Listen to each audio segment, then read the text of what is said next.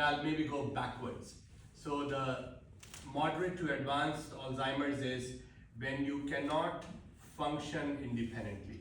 So the two major criteria which are used in deciding the two classes, loss of function and loss of independence. Okay, so I'll give you an example. Loss of function means I'm driving, but I need some help with my spouse, and my spouse tells me, make a turn over here. I can still drive, I still know where and how to go, but for certain confusion, my spouse or someone else is there to help me out. That's a loss of function. If I start getting lost, that's a loss of independence, right?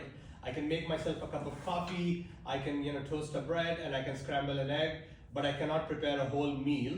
That's loss of function. But if I start burning the toast, or I don't know how to put the filter and everything, that's loss of independence. So when it's loss of independence, it's moderate to advanced Alzheimer's, okay? When it's loss of function, it is called mild cognitive impairment or early Alzheimer's. But that's the major distinction between, is the function getting affected or is the independence getting affected? So there's a leak in the house and the person doesn't understand how to address the leak, who the plumber to call, and decision making is affected. That's loss of function.